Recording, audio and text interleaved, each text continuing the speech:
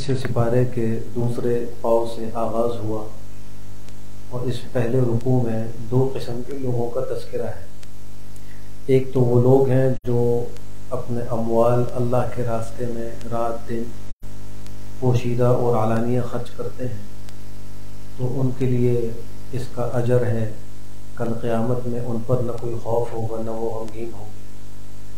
دوسری قسم کے وہ لوگ ہیں جو سود خور ہیں، سود کھاتے ہیں، ان کی وعید ذکر کی گئی کہ کل قیامت میں جب وہ اٹھیں گے تو وہ مفقود الحواس، مجنون اور پاگل کی طرح اٹھیں گے، اس لیے کہ اس دنیا میں سودی معاملہ کرنے والا دوسروں کو سود کے ذریعے سے پاگل بناتا ہے اور ان کو دماغی چکر دیتا ہے، تو اس کے اس جرم کی سزا اسی کی مناسبت سے ہی ہوگی کہ جب وہ کل قیامت میں اٹھے گا تو وہ پاگلوں کی طرح اور مجنونوں کی طرح اٹھے گا۔ پھر یہ بھی فرمایا کہ جو لوگ سودی لین دین سے باز نہیں آ رہے تو وہ اللہ اس کے رسول سے جنگ کا اعلان سن۔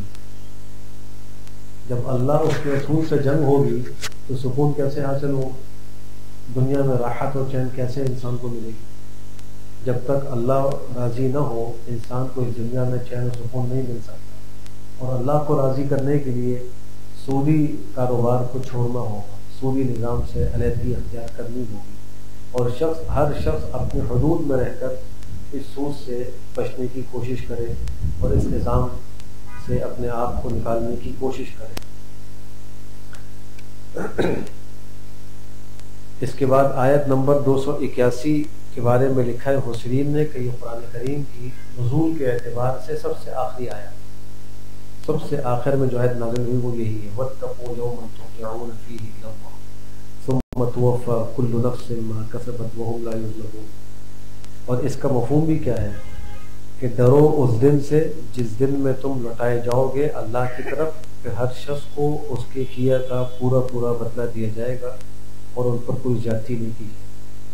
یعنی قرآن کریم کی آخری آیت میں بھی آخرت کی فکر کی طرف متوجہ کیا جا رہا ہے کہ انسان آخرت کی فکر کرے، اور جب انسان کو فکر آخرت کی دولت مل جائے تو اس کی زندگی شریعت کے مطابق گزرتی، پھر وہ حرام سے بچتا ہے، پھر وہ نافرمانیوں سے بچتا ہے، اور جب تک آخرت کی فکر نہ ہو اس وقت تک دنیا کے اندر انسان کا نظام درست اور صحیح نہیں ہو سکتا۔ فکر آخرت عظیم دولت ہے۔ انبیاء کرام علیہم الصلوات والتسلیمات اپنی قوموں کے اندر یہی فکر پیدا کیا تھا، ان کو اللہ سے جوڑتے تھے اور آخرت کے عقیدے کو مضبوط کرتے تھے۔ جب یہ عقیدہ مضبوط ہوگا تو انسان نافرمانی سے بھی بچے گا اور تقوی بھی اختیار کرے گا۔ پھر قرآن کریم کی سب سے طویل آیت حروف کے اعتبار سے وہ آیت نمبر 282، اور اس میں بھی عجیب بات یہ ہے کہ انسانی معاملات کی طرف متوجہ کیا گیا۔ ہم سمجھتے ہیں کہ دین صرف عبادات کا نام ہے، حالانکہ عبادات یہ دین کا ایک جز ہے، اور بقیہ جو اجزاء ہیں وہ بھی دین کا حصہ ہے۔ اس میں معاملات ہیں، اس میں معاشرت ہے، اس میں اخلاق ہے، اس میں عقائد ہے، یہ سب دین کے حصے ہیں۔ کسی ایک حصے کو اختیار کر کے ہم مکمل دین میں داخل نہیں ہو سکتے۔ جب تک ہم ان تمام 5 کے 5 شعبوں کو اختیار نہ کریں ہم کامل دین میں داخل نہیں ہو سکتے۔ عقائد بھی ہمارے درست اور ٹھیک ہو، عبادات بھی ٹھیک ہو، معاملات بھی ٹھیک ہو، معاشرت بھی ٹھیک ہو، اخلاق بھی ہمارے اچھے ہو۔ اور آج حال یہ ہے کہ معاملات میں انتہائی کمزوری ہے۔ 5 وقت کا نمازی ہوگا اور اس کا معاملہ انتہائی خراب ہوگا، کسی سے پیسہ لینا ہے دینا ہے تو اس کے اندر ٹال مٹول کر رہا ہے، قرضہ لے لیا واپس نہیں کر رہا، یا جو معاہدہ کیا اس کے خلاف کر رہا ہے، یا جھوٹ بول رہا ہے، جھوٹی قسمیں کھا رہا ہے۔ اسی طریقے سے اگر تجارتی کوئی معاملہ ہے اس کے اندر خرابی ہے، کوئی کرائے کا معاملہ ہے اس میں خرابی ہے کہ انسان کسی کو کوئی چیز کرائے پر دے دے تو وہاں بھی معاملات ٹھیک نہیں رہتے، اکثر کرایہ دار تکلیفیں پہنچاتے ہیں۔ تو اپنے معاملات کو بھی ٹھیک کرنے کی ضرورت ہے۔ قرآن کریم جا بجا اس طرف متوجہ کرتا ہے۔ تو شاید میں یہ فرمایا کہ دیکھو جب تم آپس میں کوئی قرض کا معاملہ کرو تو اس کو لکھ لیا، کہ لکھنے سے انسان کا وہ حق محفوظ ہو جائے گا۔ ہو سکتا ہے بعد میں کوئی بھول جائے، اور لکھنے کے بعد جب وہ اس کو سامنے دکھائے گا تو اس کو یاد آ جائے گا کہ ہاں میں نے اس کا پیسہ دے دیا۔ ہم اس میں کوتاہی یہ کرتے ہیں کہ اپنے جاننے والوں سے جب معاملہ کرتے ہیں تو لکھت پڑھت نہیں کرتے، یہ تو ہمارا جاننے والا ہے، میرا رشتہ دار ہے، یہ میرا دوست ہے، اور پھر جب بعد میں معاملے کی خرابی سامنے آتی ہے تو پھر کہتے ہیں کہ آپ نقصان ہو رہے ہیں، آپ کیسے بچیں؟ تو پہلے ہی شریعت کے اصول کو کیوں اختیار نہیں کر لیا؟ جب بھی معاملہ کریں، چاہے سگے بھائی سے کریں، اس کو لکھا کریں۔ یہ کوئی کسی کی بے عزتی کی بات نہیں ہے، بلکہ یہ شریعت کا معاملے کے بارے میں ایک اصول ہے۔ پھر فرمایا کہ اگر تم سفر پر ہو اور کوئی لکھنے والا موجود نہ ہو تو پھر انسان کوئی گروی رکھی ہوئی چیز جس کو ہم رہن کہتے ہیں وہ بطور ذر ضمانت کے اپنے پاس رکھے کہ جب میرا حق واپس کرے گا تو میں اس کو واپس دے دوں گا، یہ بھی ایک معاملہ ہے۔ تو جہاں کاتب اور گواہ نہ ملے تو وہاں اپنے حق کو بچانے کے لیے کوئی چیز رہن بھی رکھی جا سکتی ہے، اور اس کے مستقل احکام ہیں۔ سورہ بقرہ کی جو آخری آیات ہیں ان کے بارے میں بڑے فضائل وارد ہوئے ہیں۔ ایک اس کی فضیلت یہ ہے کہ جو شخص رات کو سوتے وقت سورہ بقرہ کی آخری 2 آیتیں پڑھے، آمن الرسول سے لے کر کافرین تک، تو یہ اس کو کافی ہو جائے گی۔ کس چیز سے کافی ہو جائیں گی؟ حوادث سے، مشکلات سے، یا رات کی عبادت سے اس کو کافی ہو جائیں گی، اور اگرچہ وہ اٹھ کر عبادت نہیں کر سکے گا لیکن اس کو عبادت کا ثواب مل جائے۔ اس لیے سونے سے پہلے ان 2 آیتوں کے پڑھنے کا معمول بنانا چاہیے۔ اور ایک حدیث میں فرمایا کہ جو شخص ان 2 آیتوں کو رات کو سوتے وقت پڑھے گا تو یہ اس کی تہجد کے لیے کافی ہو جائے گی۔ اس کا مطلب ہرگز یہ نہیں ہے کہ انسان ان آیتوں پر اتفاق کر لے اور تہجد پڑھنا چھوڑ، بلکہ تہجد پڑھنے کی بھی کوشش کرے، ان آیتوں کو بھی پڑھے۔ کبھی اگر تہجد میں نہ اٹھ سکے تو ان آیتوں کی وجہ سے اس کو ثواب تو مل جائے گا۔ اور یاد رکھیے کہ امت کے جتنے بھی صلحاء ہیں، تاریخ کا اگر مطالعہ کریں تو وہ سب کے سب تہجد گزار تھے، سب تہجد پڑھتے تھے، رات کے آخری حصے میں اٹھتے تھے۔ آج مسلمانوں کے اندر سے رات کے آخری حصے کی بیداری بھی نکل گئی، عمومی فضا یہ بن گئی ہے کہ انسان آخر رات میں نہیں اٹھتا، حالانکہ وہ بڑا قیمتی وقت ہے۔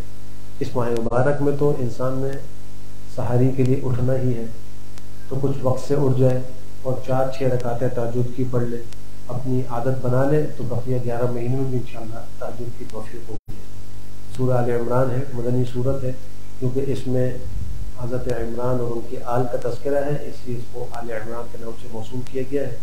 اس کے آغاز ہی میں اللہ کی وحدانیت اور اس پر دلیل قائم کی گئی ہے، اور پھر جو نجران کے نصارہ پیغمبر کی خدمت میں آئے تھے اور وہ 60 افراد کا ایک وفد تھا اور انہوں نے مختلف اعتراضات کیے تھے، اب علیہ السلام نے ان کے دلائل سے جوابات دیے لیکن انہوں نے ان کو تسلیم نہیں کیا، تو پھر پیغمبر نے ان کو مباہلے کی دعوت دی۔ مباہلہ یہ ہوتا ہے کہ تم اپنے گھر والوں کو لے کر آؤ، ہم اپنے گھر والوں کو لے کر آئیں گے، اور پھر ہم اجتماعی دعا کریں گے کہ جھوٹے میں اللہ کی لعنت۔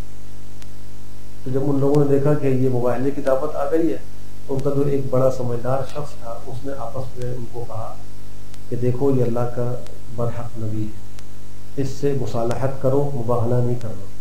اگر تم نے مباہلہ کیا تو تمہارا گھر بار اولاد دولت سب برباد ہو جائے گی، اور تم جو ہے وہ اس دنیا میں زندہ نہیں رہ سکتے، یہاں تم ان سے مباہلہ مت کرو، مصالحت کرو۔ چنانچہ انہوں نے ایسے کیا، صلح کر لی اور واپس چلے۔ تو سورت کے آغاز میں اسی کا تذکرہ ہے۔ پھر آیت نمبر 8 میں ایک دعا ہے، علماء نے لکھا ہے کہ استقامت کے لیے اور حسن خاتمہ کے لیے دعا بڑی گزارا ہے۔ ربنا لا تزغ قلوبنا بعد اذ هديتنا وهب لنا من لدنك رحمة انك انت الوهاب، اس کا بھی معمول بنانا چاہیے۔ پھر یہ بھی فرمایا کہ قرآن کریم میں 2 قسم کی آیات ہیں، ایک آیت وہ ہیں جو محکمات ہیں اور یہی اصل کتاب ہے جو بالکل واضح ہیں، ان کی مراد میں کوئی پوشیدگی نہیں ہے، اور دوسری قسم کی آیات وہ ہیں جو متشابہات ہیں، جن کا معنی اور مراد بندوں کو معلوم نہیں ہے، اللہ کو معلوم ہے۔ تو اللہ فرما رہے ہیں کہ جن لوگوں کے دلوں میں کچی ہوتی ہے اور گمراہی ہوتی ہے وہ آیات متشابہات کے پیچھے پڑ جاتے ہیں، اور جو آیات محکمات ہیں ان کو چھوڑ دیتے ہیں۔ حالانکہ آیات متشابہات جو ہیں وہ تو بندوں کی آزمائش کے لیے، کون ان پر ایمان لاتا ہے اور کون ایمان لے کر نہیں آتا۔ جو راسخین فی العلم ہیں وہ تو صاف صاف اعلان کر دیتے ہیں کہ آمنا بہ کل من عند ربنا، ہم تو اس پر ایمان لائے، آیات محکمات ہوں یا مشابہات ہوں، سب ہمارے پروردگار کی طرف سے۔ پھر اس صورت کے اندر اس بات کا بھی تذکرہ ہے کہ لوگوں کے لیے شہوات کی جو چیزیں ہیں ان کی محبت مزین کر دی گئی. جن چیزوں کی طرف انسان کو رغبت ہوتی ہے ان کی محبت انسان کے دلوں کے اندر مزین کر دی. اب چاہے وہ عورتیں ہوں، اولاد ہو، یا سونے چاندی کے ڈھیر ہوں، یا نشان زدہ گھوڑے ہوں، یا مویشی اور کھیتی ہو، اللہ فرماتے ہیں سب دنیا کی زندگی کا سامان ہے، دنیا ہی میں رہ جائے گا. یہ مقصد نہیں ہے. اس کے پیچھے پڑ کر اپنے مقصد سے غافل نہیں ہونا چاہیے، بلکہ ضرورت کے لیے چیزیں ہیں ان کو انسان اختیار کرے، اور ان چیزوں کی محبت اللہ کی محبت سے نہ بڑھے، اللہ کے رسول کی محبت سے نہ بڑھے. اور اس کا اندازہ تقابل کے وقت ہوگا جب دونوں محبتوں کے آپس میں مقابلہ ہو تو یہ کس کی محبت کو ترجیح دیتا ہے اور کس کی محبت کو پیچھے رکھتا ہے. اس سے معلوم ہوگا کہ اس کے دل میں اللہ کی محبت زیادہ ہے کہ دنیا کی محبت زیادہ ہے. پھر اس میں اللہ کے کچھ نیک بندوں کا تذکرہ ہے جن کا معمول یہ ہے کہ وہ اللہ سے مغفرت کی دعائیں مانگتے رہتے ہیں، صبر کرتے ہیں، سچ بولتے ہیں، اور وہ فرمان بردار ہیں، اللہ کے راستے میں مال خرچ کرتے ہیں، اور سحری کے وقت استغفار کرتے ہیں. والمستغفرین بالاسحار.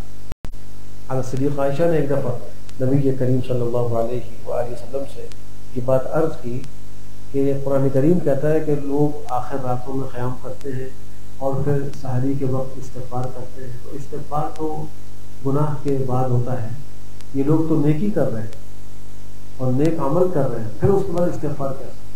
تو آپ نے فرمایا کہ یہ استغفار اس پر کرتے ہیں کہ ہم سے اللہ کی عبادت کا حق ادا نہیں ہو سکتا. ہم نے عبادت تو کی ہے لیکن ہم سے اس کا حق ادا نہیں ہوا، اس لیے ہر عبادت کے بعد استغفر اللہ بھی کہنا چاہیے، الحمدللہ بھی کہے، اللہ کی توفیق سے ہوئی، جو عبادت ہوئی اللہ کی توفیق سے ہوئی. ابھی 20 رکعت میں پڑھی، 12 سنا، تو اس میں ہمارا کیا کمال؟ یہ تو اللہ نے توفیق دی تو ہم نے پڑھ لی. اگر اللہ کی توفیق نہ ہوتی ہم نہیں پڑھ سکتے. کتنے مسلمان ایسے ہیں کہ تراویح نہیں پڑھتے، قرآن نہیں پڑھتے، 5 وقت کی نماز نہیں پڑھتے.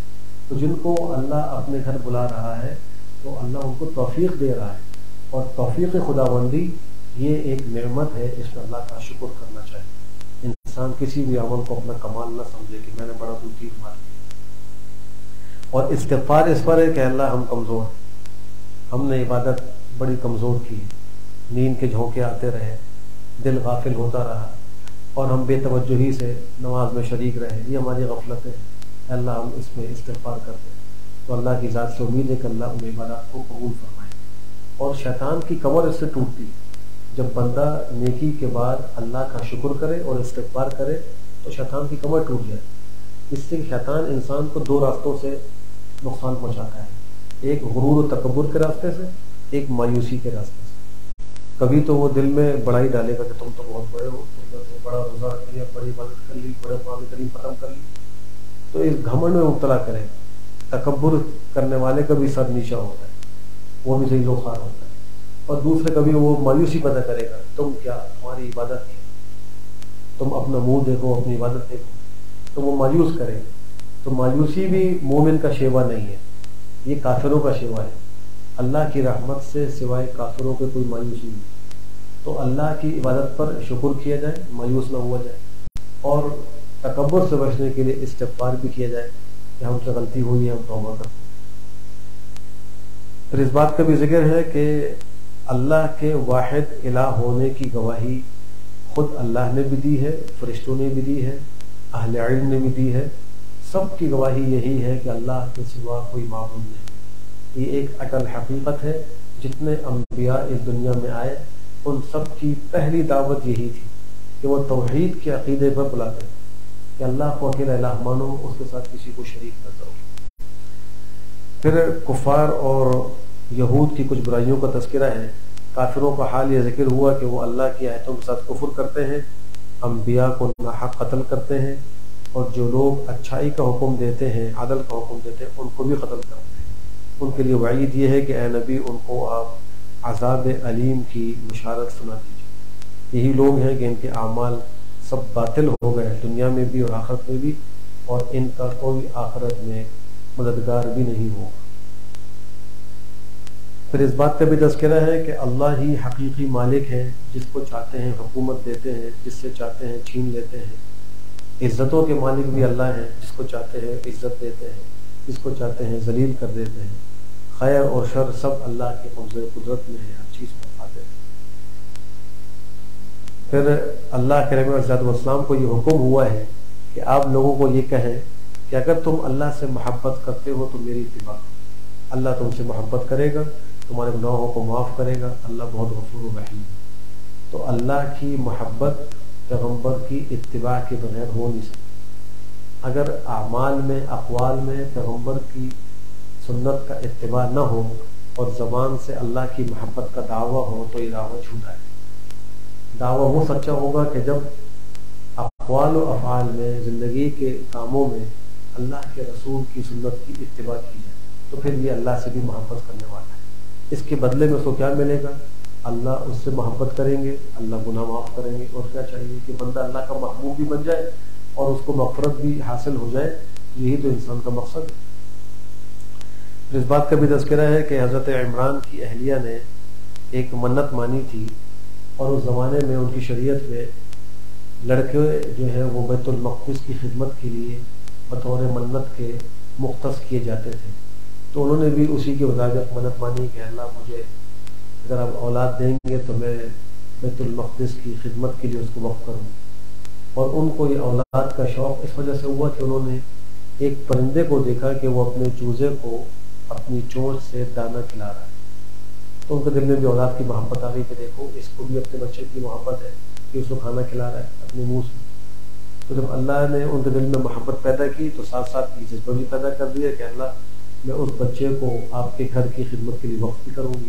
چنانچہ اللہ نے ان کو امید سے نوازا، اور پھر جب وہ فارغ ہوئی تو ان کے ہاں بجائے لڑکے کے لڑکی پیدا ہو، اور لڑکوں کو بطور منت کے مختص کیا جاتا تھا لیکن لڑکی کو نہیں کیا جاتا۔ تو انہوں نے اللہ کی بارگاہ میں عرض کیا کہ اللہ یہ تو لڑکی میں نے جنی ہے، اور اللہ کو تو معلوم تھا کیا جنا ہے، اور لڑکا جو ہے لڑکی کی طرح نہیں ہے، لڑکے کو تو مرتبہ زیادہ حاصل ہے۔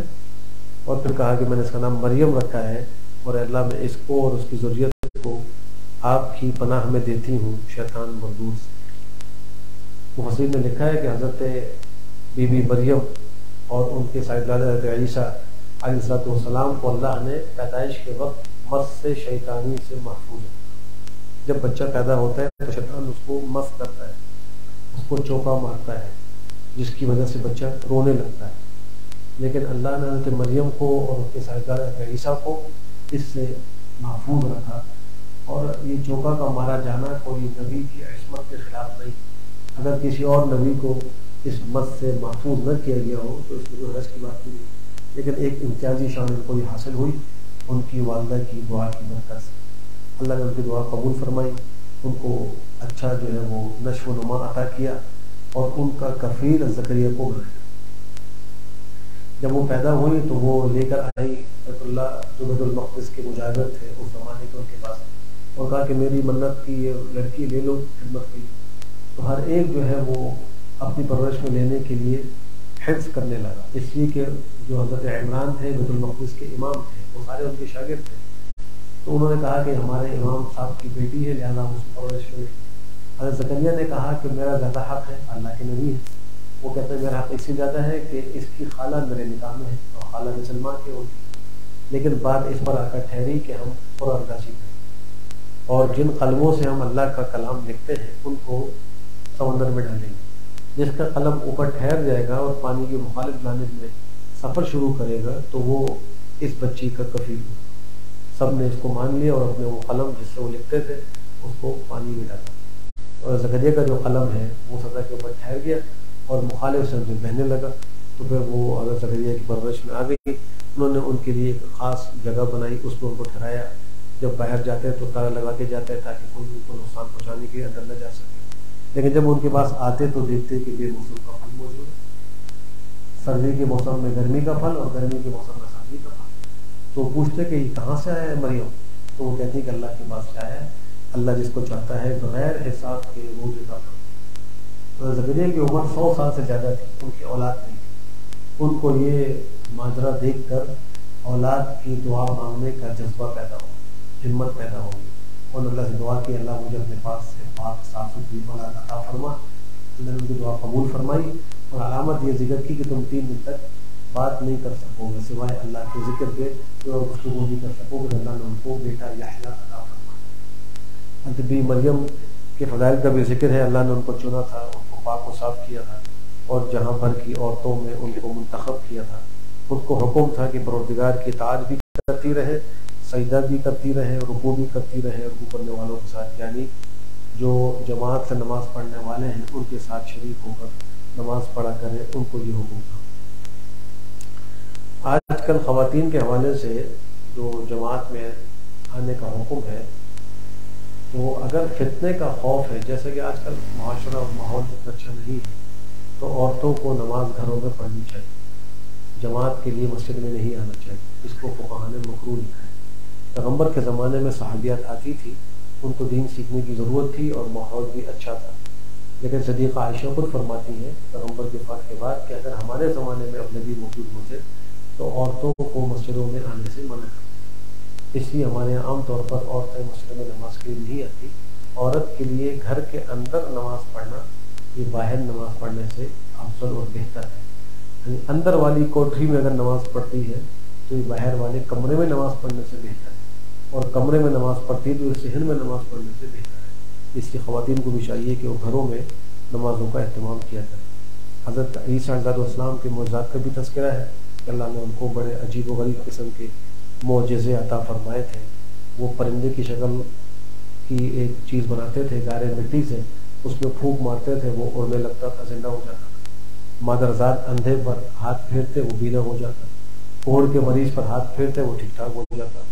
اور بنی اسرائیل جو گھروں کے اندر کھا پی کر آتے اور جو ذخیرہ کر کے آتے تو اس کی اطلاع اللہ کے حکم سے ان کو کر دیا کرتے، لیکن یہود ان کے دشمن ہو گئے اور ان کو گھیر لیا، قتل کرنے کی کوشش کی۔ اللہ نے ان کو یہودیوں کے شکنجہ سے بچایا اور زندہ آسمان پر اٹھا لیا۔ آج بھی وہ آسمانوں پر زندہ ہیں۔ قیامت کے قریب اللہ ان کو نازل فرمائیں گے، اور یہ علامات قیامت میں ایک بڑی علامت ہوگی، ان کا نزول ہوگا۔ وہ دجال کو قتل کریں گے، صلیب کو توڑیں گے، جزیے کو اٹھائیں گے، اور دنیا کو عدل و انصاف سے، امن سے بھر دیں گے، اور پھر ایک مخصوص مدت تک یہاں رہیں گے۔ 40 سال اس کی عمر ذکر کی گئی ہے، اور پھر طبعی موت سے ان کا انتقال ہوگا اور پیغمبر کے روضے میں ان کے پہلو میں دفن ہوگا۔ یہود اور نصارہ جو ہے حضرت ابراہیم علیہ السلام کے بارے میں الگ الگ دعویٰ کیا کرتے تھے۔ یہود کہتے تھے کہ وہ یہودی تھے، اور عیسائی کہتے تھے کہ وہ نصرانی تھے۔ مشرکین کہتے تھے کہ ہم ان کے طریقے پر ہیں، وہ ہمارے ہی جیسے۔ اللہ نے ان تینوں کی تبدیل فرمائی اور کہا کہ ابراہیم نہ یہودی تھے نہ نصرانی تھے، بلکہ وہ تو یکرخ مسلمان تھے، موحد تھے، مشرکین میں سے بھی نہیں تھے۔ پھر یہ بھی بتلایا ہے کہ لوگوں میں حضرت ابراہیم کو سب سے زیادہ قریب وہ لوگ ہیں جن نے ان کی بات مانی، اور یہ نبی آخر الزمان صلی اللہ علیہ وآلہ وسلم اور اہل ایمان، یہی ان کے زیادہ قریب ہیں۔ جو ان کے طریقے کے مطابق اپنے زندگی گزار رہا ہے وہ ان کے قریب ہے، خالی دعوے سے کچھ نہیں ہوتا۔ پھر اہل کتاب کے بعض لوگوں کا حال یہ بھی ذکر کیا کہ ان کے پاس اگر مالوں کا ایک ڈھیر بطور امانت کے رکھوایا جائے تو وہ امانت دار ہیں، واپس کر دیتے ہیں، اس میں کوئی وہ خیانت نہیں کرتے۔ جیسا کہ حضرت عبداللہ ابن سلام کے بارے میں آتا ہے کہ ان کو کسی نے بطور امانت کے سونے چاندی کا ایک ڈھیر دیا تھا، اور انہوں نے اس کو سنبھال کے رکھا، محفوظ رکھا، اور اس کو واپس کر دیا۔ اور بعض کتابی ایسے لوگ ہیں کہ اگر 1 دینار بھی دیا جائے، تھوڑا سا مال، تو اس میں بھی خیانت کرتے ہیں، اور وہ یہ سمجھتے ہیں کہ ہمارے لیے ایسا کرنا جائز ہے اور ہم سے اس پر کوئی مواخذہ نہیں۔ اللہ فرماتا ہے کہ جھوٹ بولتے ہیں، اور یہ جانتے بھی ہیں کہ ہم جھوٹ بول رہے ہیں۔ اللہ نے کسی کو اجازت نہیں دی کہ کسی کے مال کو وہ بغیر اس کی اجازت کے استعمال کرے۔ چوتھے سپارے کے آغاز میں اہل ایمان کو اپنی محبوب چیزوں میں سے بعض چیزوں کے خرچ کرنے کا حکم دیا گیا ہے کہ ان کو خرچ کیا کریں۔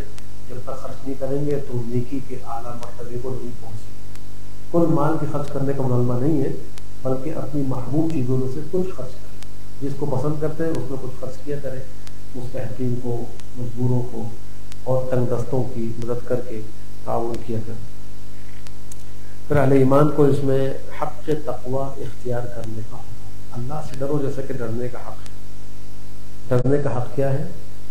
کہ اللہ کی کبھی نافرمانی نہ کی جائے، اللہ کو کبھی بلایا نہ جائے، اور اللہ کے ساتھ کبھی کفر نہ کیا جائے۔ یہ بندوں کے بس سے باہر ہے۔ اس لیے جب آیتیں اتری بعض حضرات نے پیغمبر کی خدمت میں عرض کیا کہ ہم تو اللہ سے تقوی کا حق ادا نہیں کر سکتے، تو فرمایا جتنا تم سے ہو سکتا ہے اتنا کرو، فاتقوا اللہ ما استطعتم، جتنا تمہاری طاقت میں ہے اتنا ڈرو، جان کی بازی لگا کر گناہ سے بچو، نافرمانی سے بچو، جتنا تمہارے اختیار میں وہ کر لو، اس سے اللہ کی تم کرنا۔ پھر اس صورت میں غزوہ احد کا بھی تذکرہ ہے، اور اس میں جو ہزیمت ہوئی اس کے کچھ اسباب کا بھی تذکرہ ہے، اور اسی تذکرے میں بدر کا بھی ذکر کیا گیا اجمالی۔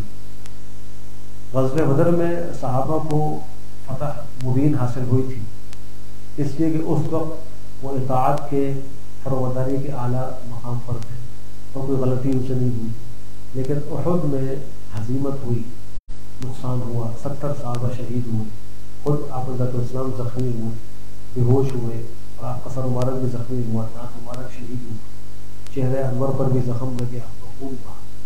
یہ سب کچھ اس لیے ہوا کہ جو پہاڑی درے پر 50 تیراندازوں کو آپ نے بٹھایا تھا، تو وہ جنگ کا پانسا پلٹنے کے بعد جنگ ختم نہیں ہوئی تھی، غنیمت کو جمع کیا جا رہا تھا، تو وہ اوپر سے نیچے اتر آئے، صرف 11 لوگ اوپر رہ گئے تھے، بقیہ جو 39 لوگ تھے وہ نیچے آتے۔ تو خالد بن ولید جو اس وقت مسلمان نہیں ہوئے تھے، انہوں نے موقع تلاش کیا اور دیکھا، اور وہاں سے حملہ آور ہو کر ان سب کو شہید کیا، اور پیچھے سے مسلمانوں کے اوپر حملہ کر دیا، اور جو کافر آگے بھاگ رہے تھے وہ بھی واپس آ گئے پلٹ کے، مسلمانوں کو درمیان میں پیچھے، اور اس میں بڑا نقصان ہوا۔ لیکن اس میں جو قابل اصلاح پہلو تھے ان کو ذکر کیا گیا ہے، اور ساتھ ساتھ اعلان کر دیا کہ اللہ نے تم کو معاف کیا، لہٰذا اب بعد والوں میں سے کسی کو بھی صحابہ کرام پر زبان درازی کی ہرگز اجازت نہیں۔ اسی قصے میں منافقین کا بھی کچھ حال ذکر کیا گیا ہے کہ وہ اس موقع پر کس طریقے سے لوگوں کے دلوں میں یعنی جان کی قربانی کا جذبہ نکالنے کی کوشش کر رہے ہیں، اور وہ کہتے تھے اگر یہ لوگ ہمارے پاس ہوتے، گھروں میں ہوتے، باہر میں نکلتے تو یہ بچ جاتے، اس قسم کی گفتگو کرتے ہیں۔ تو ان کا بھی جواب دیا گیا کہ ایسا نہیں ہے، کہ جس کے لیے قتل لکھا گیا ہے اگر وہ گھر میں بھی ہوتا تو وہ اس مخصوص وقت میں نکل کے اپنے قتل کی جگہ تک پہنچتا۔ یہ اللہ کا ایک اٹل فیصلہ ہے کہ جس آدمی کی جس وقت اور جس جگہ موت لکھی ہے اس کو اسی وقت موت آئے گی، ایک گھڑی نہ آگے ہوگا نہ پیچھے، دنیا کی کوئی طاقت اس کو بچا نہیں سکتی۔ مسلمان کو یہ عقیدہ مضبوط رکھنا چاہیے۔ باقی سب چیزیں اسباب ہوتی، اللہ اسباب کو محتاج نہیں ہے، ہم اسباب کے محتاج ہیں۔ اللہ قادر مطلق ہے، جو چاہتا ہے وہ کرتا ہے۔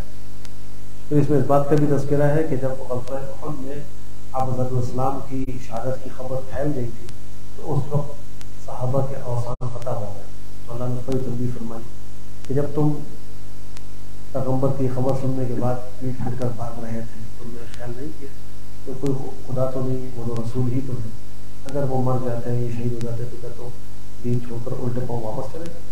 تو ان کو تنبیہ کی گئی، ان کی اصلاح کی گئی۔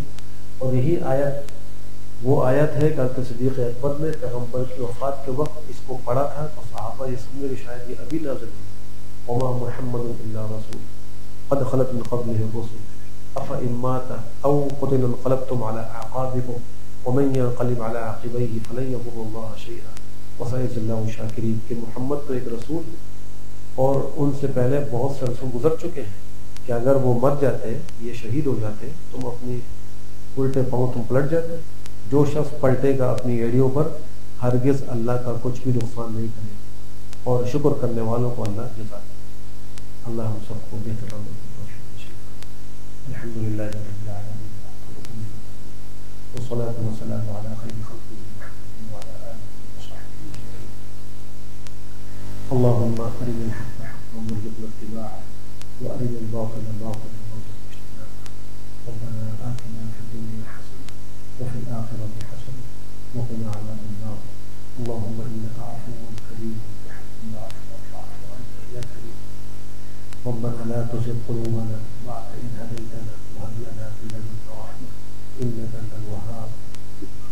ربنا فاغفر لنا ذنوبنا وكفر عنا سيئاتنا وتوفنا مع الأبرار۔ ربنا وآتنا ما وعدتنا على رسلك ولا تخزنا يوم القيامة ولا تخزنا يوم القيامة ولا تخزنا يوم القيامة إنك لا تخلف الميعاد۔